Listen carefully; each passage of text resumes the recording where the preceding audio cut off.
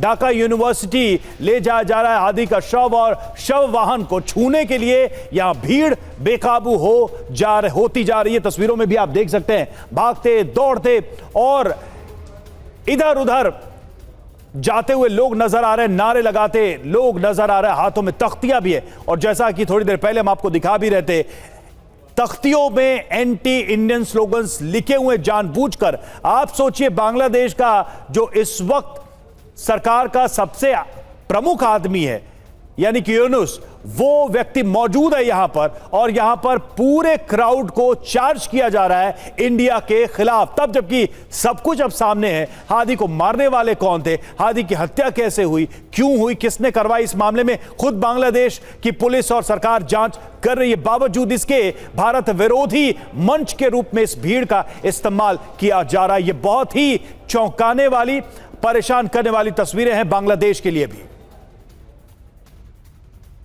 तो ये लाइव तस्वीरें भी आपको दिखा रहे हैं कैसे भीड़ अनकंट्रोल होती नजर आ रही है, और इस अनकंट्रोलेबल सिचुएशन को काबू करना मुश्किल हो रहा है। अब आपको 3 तस्वीरें दिखाते हैं जो मोहम्मद यूनुस सरकार के इरादों पर गंभीर सवाल खड़े करती हैं।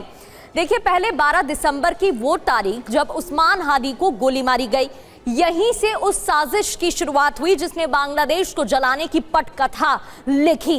फिर 18 दिसंबर को हादी की मौत हो गई, जिसके बाद बांग्लादेश में हिंसा भड़क गई, और आज की तारीख 20 दिसंबर हादी को सुपुर्दे खाक किए जाने का दिन है। और सवाल यह है कि अब आगे क्या होगा, क्योंकि ऐसा साफ दिखाई दे रहा है, सब जानते हुए भी बांग्लादेश को कट्टरपंथ की आग में यूनुस सरकार की तरफ से झोंका जा रहा है। कट्टरपंथियों की भीड़ यहां पर शामिल है और रोका भी नहीं किया गया।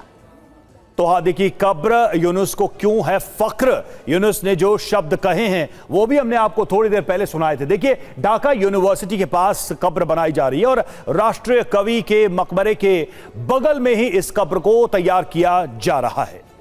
और सवाल यह है कि राष्ट्रीय कवि के मकबरे के बगल में कब्र क्यों, क्या मंशा है इसके पीछे? जिहादी नेता को राष्ट्रीय नायक जैसा सम्मान आखिर क्यों दिया गया?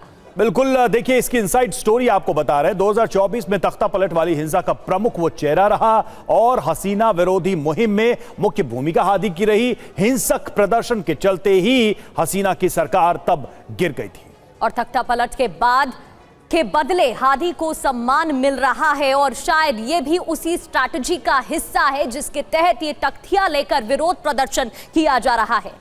हमारे साथ तमाम मेहमान जुड़े हुए हैं। ब्रिगेडियर शरदेंदु, अब सवाल कुल मिलाकर यही है कि इस भीड़ का क्या इस्तेमाल यूनुस अपने पक्ष में करने वाले हैं। देखिए, वो एक सेंटिमेंट यहां पर जो भी है, जिस तरह का भी है, चलिए मान लेते हैं हादी के लिए जो भी एक सेंटिमेंट है उसको क्या है, कैश कर रहे हैं। तो पहला शक क्या यूनुस पे नहीं जाना चाहिए कि ये सिचुएशन क्रिएट करना, फिर उसको कल्टीवेट करना और अब उसको कैश करना?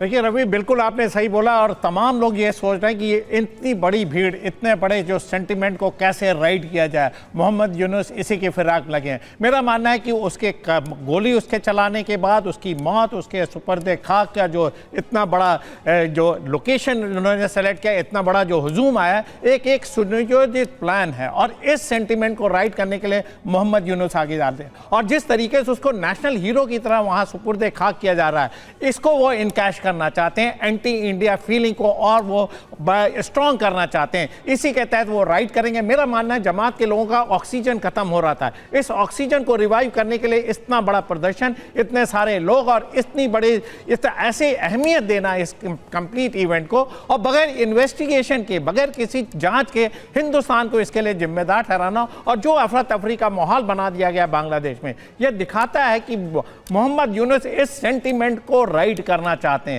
मेरा मानना है कि वो इसी तरीके से अफरा तफरी के माहौल में इलेक्शन को और पोस्टपोन करेंगे और सत्ता में बने रहेंगे और जिहादियों को ताकत देंगे और एंटी इंडिया सेंटिमेंट को जनरेट करेंगे। और एक जो प्लान के तहत वो काम कर रहे हैं जिसमें असीम मुनीर, मोहम्मद यूनुस और तमाम ऐसे विघटनकारी तत्व जो काम कर रहे हैं बांग्लादेश में, मकसद उनका एक ही है, 7 सिस्टर को डिस्टर्ब करना, हिंदुस्तान के साथ स्टेट को डिस्टर्ब करना है, एंटी इंडिया सेंटिमेंट को जनरेट करना और अपने को एज लॉन्ग एज सत्ता में बना के रखें। उनका मकसद वहाँ जमहूरियत नहीं लाना है, मकसद इलेक्शन कराना नहीं है, मकसद है इस तरीके की फंडामेंटलिस्ट ताकतों को और कैसे बढ़ा दें, कैसे वहाँ पे इस्लामिक लॉ लगा दिया जाए, कैसे जो एक बांग्लादेश तरक्की कर रहा था उसको गर्त में डाल दिया जाए। और असीम मुनीर ये पूरा गेम प्लान रख रहे हैं। मानना पड़ेगा असीम मुनीर एक प्लान के तहत काम कर रहे हैं। इसको हमें जितनी जल्दी समझ के डिसाइफर करके उसके चंगुल से बांग्लादेश को बाहर निकालने बेहतर होगा। बांग्लादेश को अपनी रणनीति तय करनी पड़ेगी। पाकिस्तान के रुख को अगर वो कब का आगे ले जाते हैं तो वो भी गर्त में जाएंगे। इस तरीके के बिल्कुल सर, एक पूरा ब्लूप्रिंट है। एक देश इस अवस्था में पहुंचा है, ये एक्सीडेंटल नहीं हो सकता। उसकी कंटिन्यूटी भी हमें दिख रही है। जो मोबोक्रेसी बांग्लादेश में थी वो अब अपने राइज की तरफ बढ़ती दिखाई दे रही है।